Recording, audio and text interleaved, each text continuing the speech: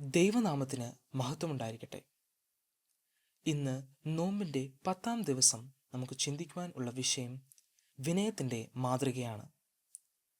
ദൈവവുമായിട്ടുള്ള നമ്മുടെ ബന്ധത്തിൻ്റെ ഒരു അടിസ്ഥാനമായ ഗുണമാണ് വിനയം. ദൈവത്തിൻ്റെ ഹൃദയത്തിലേക്ക് നമ്മെ അടുപ്പിക്കുകയും അവൻ്റെ കൃപ അനുഭവിപ്പാൻ നമ്മെ അനുഭവിപ്പിക്കുകയും ചെയ്യുന്ന ഒരു ഗുണമാണ് ഇത്. യെശയ്യാവ് 57:15 വാക്യത്തിൽ ഇപ്രകാരം പറയുന്നു: ഉന്നതനും ഉയർന്നിരിക്കുന്നവനും ശാശ്വതവാസിയും പരിശുദ്ധൻ എന്ന നാമം ഉള്ളവനുമായവൻ ഇപ്രകാരം അരുളിച്ചെയ്യുന്നു: ഞാൻ ഉന്നതനും പരിശുദ്ധനുമായവനാകുന്നു. താഴ്മയുള്ളവരുടെ മനസ്സിനും മനസ്താപമുള്ളവരുടെ ഹൃദയത്തിനും ചൈതന്യം വരുത്തുവാൻ മനസ്താപവും മനോവിനയമുള്ളവരോടുകൂടെയും വസിക്കുന്നു. ഇവിടെ ഉന്നതനായ ദൈവം താഴ്മയുള്ളവരെയും മനസ്സുകൊണ്ട് പശ്ചാത്താപമുള്ളവരുടെയും ഒപ്പം വസിക്കുവാൻ തിരഞ്ഞെടുക്കുന്നതായി നാം കാണുന്നു. എളിമ ദൈവസാന്നിധ്യത്തെ ആകർഷിക്കുകയും അഹങ്കാരം അതിനെ അകറ്റുകയും ചെയ്യുന്നു. ദൈവം തകർന്നതും എളിയതുമായ ഹൃദയത്തെ വെറുക്കുന്നില്ല, മറിച്ച് അതിനെ പുനർജീവിപ്പിക്കുകയും യഥാസ്ഥാനപ്പെടുത്തുകയും ചെയ്യുന്നു. യാക്കോബ് 4:6 വാക്യത്തിൽ ഇപ്രകാരം പറയുന്നു: എന്നാൽ അവൻ അധികം കൃപ നൽകുന്നു, അതുകൊണ്ട് ദൈവം നിഗളികളോട് എതിർത്തു നിൽക്കുകയും താഴ്മയുള്ളവർക്ക് കൃപ നൽകുകയും ചെയ്യുന്നു എന്ന് പറഞ്ഞിരിക്കുന്നു. വിശ്വാസികൾക്കിടയിൽ പല സംഘർഷങ്ങളുടെയും പോരാട്ടങ്ങളുടെയും മൂലകാരണം സ്വാർത്ഥതയും അഹങ്കാരവുമാണ്.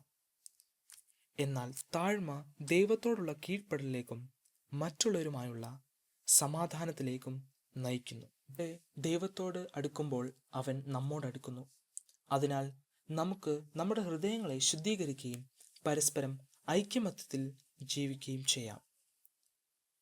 ദൈവത്തിന് കീഴ്പ്പെടുകയും പിശാചിനെ ചെറുക്കുകയും ചെയ്യാനാണ് യാക്കോബ് നമ്മെ പഠിപ്പിക്കുന്നത്.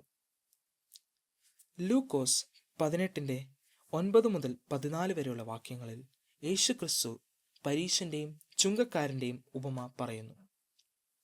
ഇവിടെ പരീശൻ സ്വന്തം നീതിയിൽ പ്രശംസിക്കുകയും അതേസമയം ചുങ്കക്കാരൻ തൻ്റെ പാപം ഏറ്റുപറഞ്ഞ് കരുണയ്ക്കായി അപേക്ഷിക്കുകയും ചെയ്യുന്നു.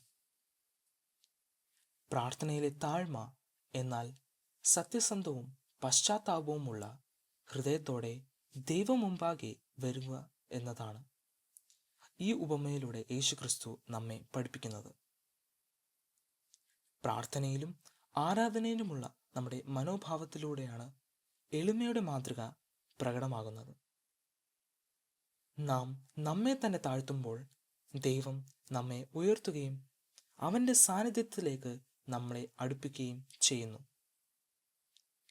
അഹങ്കാരം വെടിയുകയും ക്രിസ്തുവിനെ പോലെ എളിമയോടെ നടക്കുവാനും നമുക്ക് നിരന്തരം ശ്രമിക്കാം. അങ്ങനെ ലോകത്തിന് അവൻ്റെ സ്വഭാവം പ്രതിഫലിപ്പിക്കുകയും ചെയ്യാം.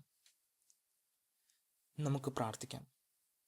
സ്വർഗസ്നായ പിതാവേ, യേശു ചെയ്തതുപോലെ അങ്ങയുടെ മുൻപിലും മറ്റുള്ളവരുടെ മുൻപിലും താഴ്മയോടെ നടക്കുവാൻ ഞങ്ങളെ സഹായിക്കണമേ. അങ്ങയുടെ ഇഷ്ടത്തിന് കീഴടങ്ങുവാനും സ്നേഹത്തോടെയും എളിമയോടെയും കൂടെ മറ്റുള്ളവരെ സേവിക്കുവാനും ഞങ്ങളെ പഠിപ്പിക്കണമേ. അങ്ങയുടെ കൃപയും കരുണയും പ്രതിഫലിക്കുമാറാകട്ടെ എന്ന് യേശുക്രിസ്തുവിൻ്റെ നാമത്തിൽ ഞങ്ങൾ പ്രാർത്ഥിക്കുന്നു. ആമേൻ.